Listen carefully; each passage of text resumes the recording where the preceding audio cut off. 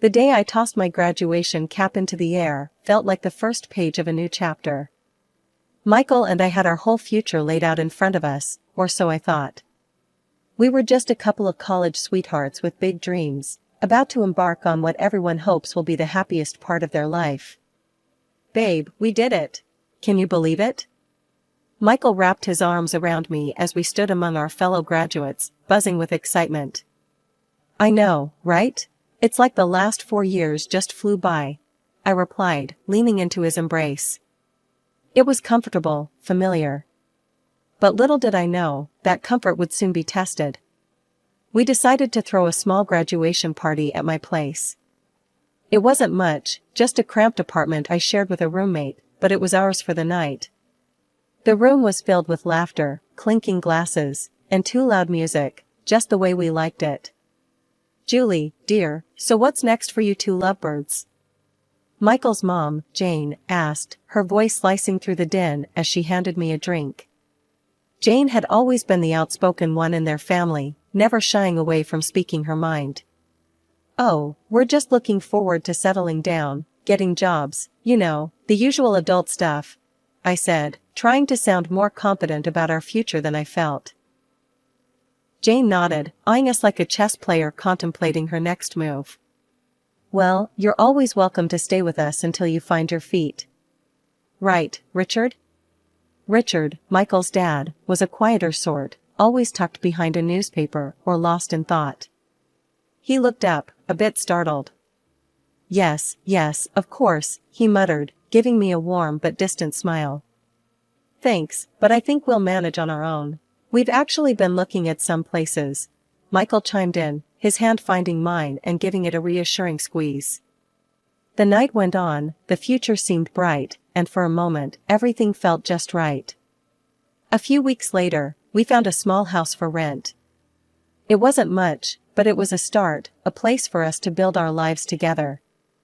The day we moved in was chaotic, boxes everywhere, neither of us knowing a thing about setting up a home. Hey, where do you want this box? Michael called out from the living room, struggling under the weight of what I assumed was our collection of college textbooks. Just dump it anywhere for now. We can sort it out later, I yelled back from the kitchen, my hands deep in another box marked kitchen stuff.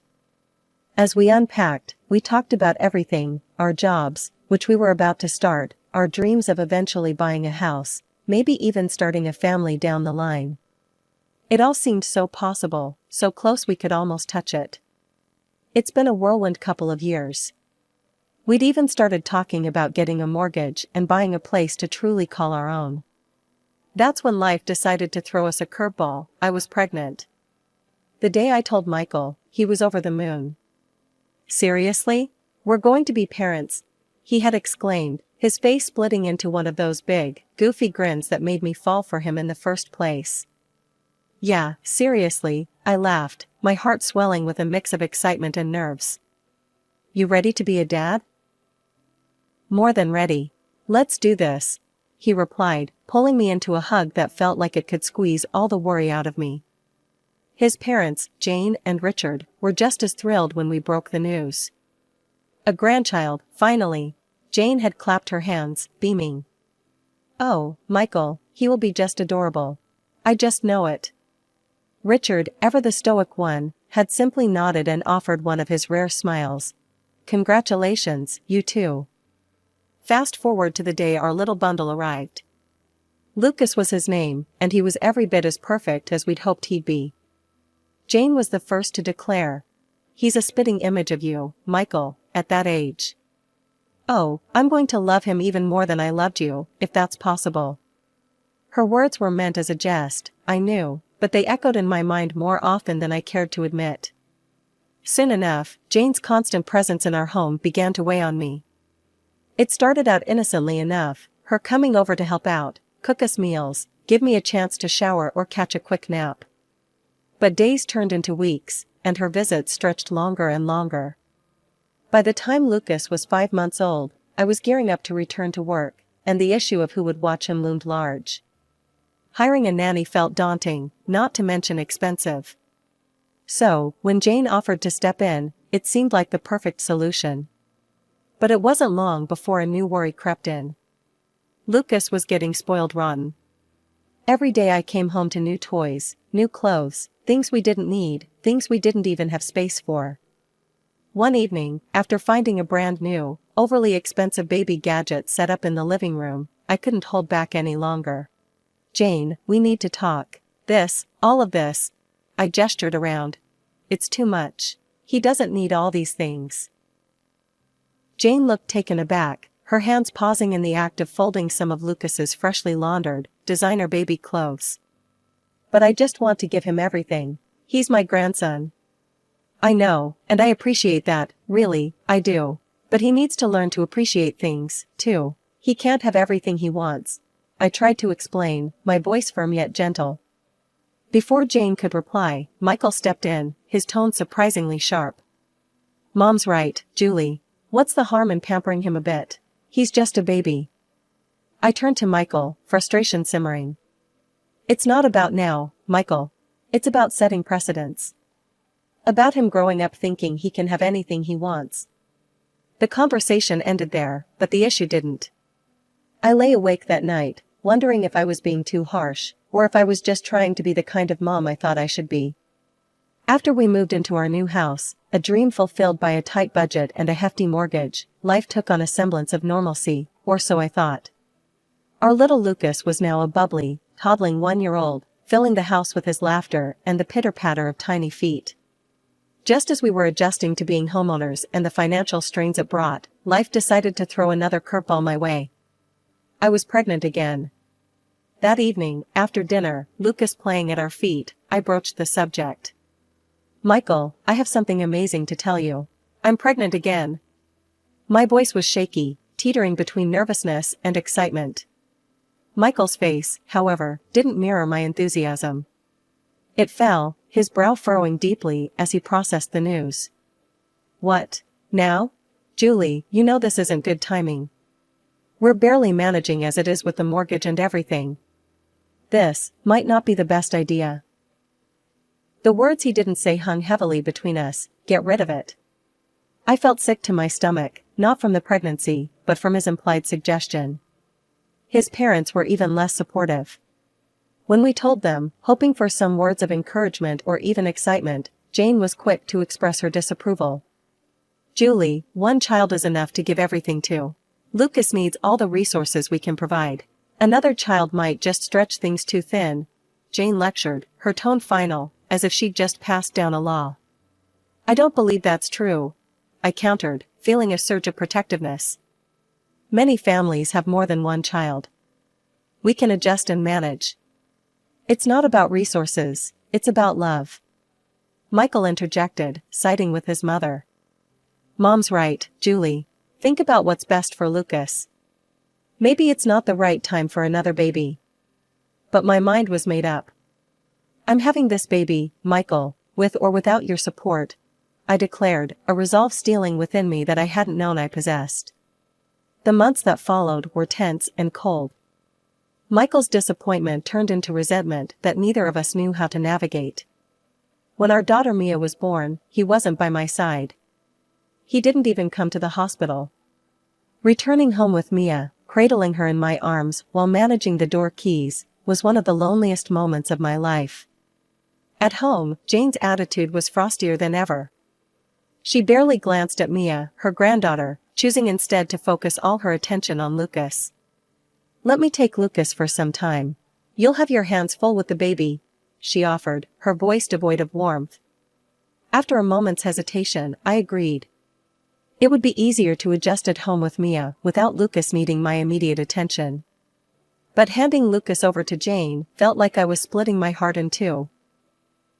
The days turned into weeks, and Michael's visits home became fewer and farther between.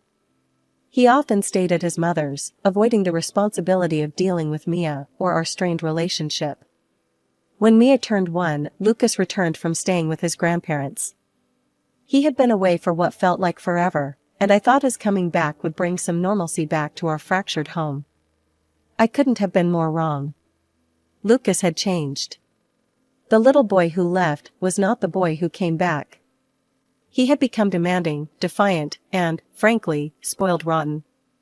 It was clear Jane and Michael had doted on him to the extreme, exacerbating the disparity between how my children were treated. Mia, in stark contrast, had grown quiet and self-contained, accustomed to receiving far less attention than her brother. One afternoon, the tension that had been building up spilled over. I was in the kitchen, preparing snacks for the kids, when I heard a scuffle from the living room, followed by Mia's cry. Rushing in, I saw Lucas standing over Mia, a smug look on his face, while she sobbed on the floor. "Lucas, why would you push your sister? That's not okay," I exclaimed, pulling Mia into my arms to comfort her. Lucas's face twisted into a scowl. "She took my toy. It's mine." "But you have to share, Lucas. Mia didn't mean any harm," I tried to explain, keeping my voice as calm as I could manage, despite the anger bubbling inside. Lucas didn't take it well. "No, I don't want to. I'll tell Grandma you're being mean." Before I could respond, he had stormed out, likely heading to the phone to complain to Jane. True enough, it wasn't long before Michael stormed in, his face dark with anger. "Julie, what's this I hear about you bullying Lucas? Mom says you're always on Mia's side." Michael confronted me, his tone accusatory. "I'm not bullying our son, Michael. I'm trying to teach him to be kind to his sister." He pushed Mia. I shot back, frustration straining my voice as Mia clung to me, still sniffling. "Lucas is just a child, Julie. You can't expect him to understand everything. You're always picking on him. Just let him be," Michael retorted, dismissing my concerns with a wave of his hand. The conversation ended with Michael walking away, leaving me to soothe Mia and simmer in my own unresolved anger and sadness. As Mia grew, her interests began to diverge sharply from the usual playtime activities. She showed an early fascination with building blocks and anything mechanical. I remember one evening, sitting down with her, watching as she intently stacked blocks with such focus and determination. "Look, Mommy, I made a tower." Mia beamed, her eyes lighting up with pride. "That's amazing, sweetheart. You're so clever," I praised her, my heart swelling with pride. Her intelligence and creativity deserved to be nurtured. I did what I could to support her interests, saving up to buy her a small robotics kit for her birthday since I knew better than to expect any gifts from Michael or his parents. Their blatant neglect of Mia's milestones continued to be a source of heartache for me. As my children grew, the imbalance in how they were treated by their father and his parents became more glaring. When Lucas graduated from high school, his grandparents proudly handed him keys to a new car, making it a grand spectacle. A year later, it was Mia's turn. As valedictorian, she stood on the stage, her speech moving some to tears. But when the ceremony ended, there was no grand gesture for her, not even a small token of recognition from her father. I, however, had managed to scrape together enough to buy her a new laptop for college, essential, not extravagant. Mia chose a technical college renowned for its robotics program. She was driven, and it paid off when she earned a scholarship after her first year. "Mom, I got the scholarship. My project got top marks," she exclaimed over the phone one evening, her voice vibrating with excitement. "That's my girl. I knew you could do it," I replied, my heart swelling with pride. Life went on, with Mia diving deep into her studies while Lucas drifted, relying on the cushion his grandparents provided. The real storm brewed the day Mia announced she wanted to bring her boyfriend, Ethan, home to meet us. I was thrilled. Michael's reaction, however, was anything but warm. Upon hearing the news, Michael scoffed. "Why should I be around to meet some boy she's bringing home? It's not like I'm even sure she's mine." The insinuation was a dagger to my heart. "If you're so unsure, why don't we just do a DNA test? Settle this once and for all," I shot back, the challenge clear in my tone. He waved off the suggestion. "No need to waste money on that. Believe what you want," he said before grabbing his keys and leaving, not just the house but the situation, escaping from facing his responsibilities once again. That evening, as Mia and Ethan arrived, the air was bittersweet. Mia's excitement was tempered by her father's absence, but I put on my bravest face. "I'm so glad to meet you, Ethan. Mia has told us so much about you," I said, welcoming him with a warm embrace. We spent the evening talking about their future plans, their dreams, and before long, Mia dropped another piece of news. Mom, Ethan and I, we're planning to get married soon. That's wonderful, sweetheart. I'm so happy for you both, I managed to say, my emotions a mix of joy for Mia and sorrow for her father's absence. Later that night, after Ethan had left, Mia and I sat down, a mother-daughter moment that felt heavier than usual. I just don't understand why Dad can't just be happy for me, Mia confessed, her voice a whisper of sadness. Oh, baby, I know. I'm so sorry he isn't here for you as he should be, but no matter what, remember I'm always here for you. Always, I assured her, holding her close.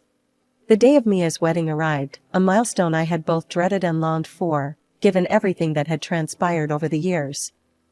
As the guests filled the small chapel, whispers of excitement mingled with the rustle of silk and satin. But there was a palpable absence, the void where Michael, his parents, and Lucas should have been. Mia, dressed in a simple yet stunning gown, her eyes occasionally darting towards the entrance, masked her disappointment well. Mom, have you heard from Dad? She asked, her voice barely above a whisper as we stood in the small bridal suite.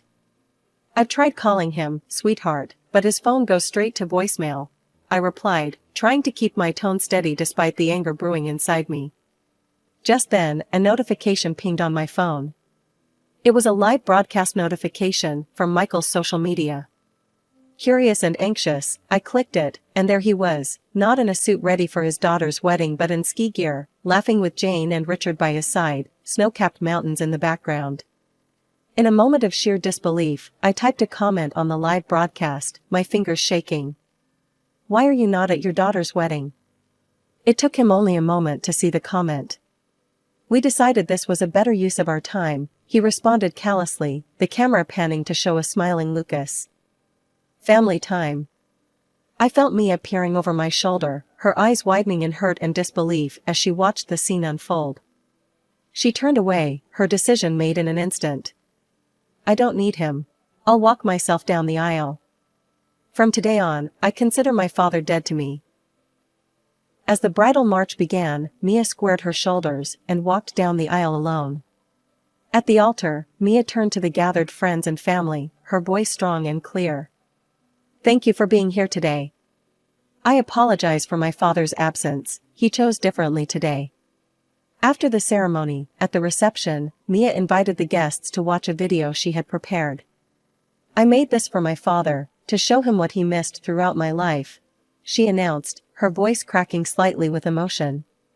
The video was a compilation of clips, birthdays with no presents from her father, holidays where her brother was the center of attention, numerous moments of being overlooked and ignored by her grandparents.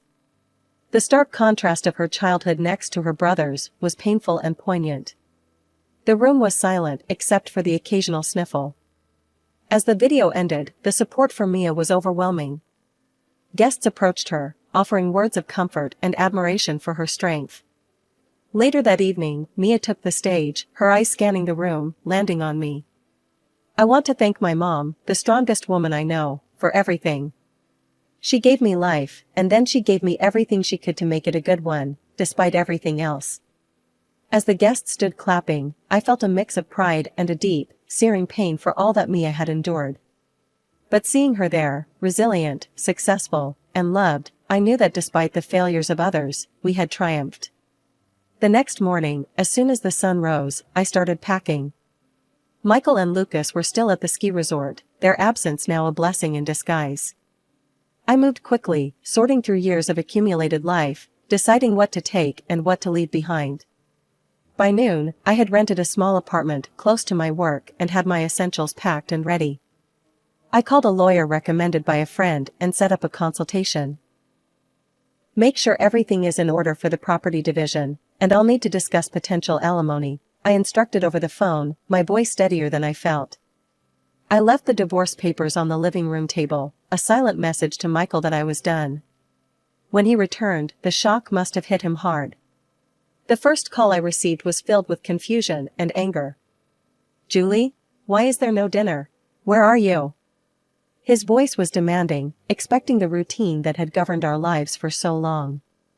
I'm not coming back, Michael. I've filed for divorce. You'll find the papers on the table, I replied, my voice calm, devoid of the emotion that once would have made me tremble.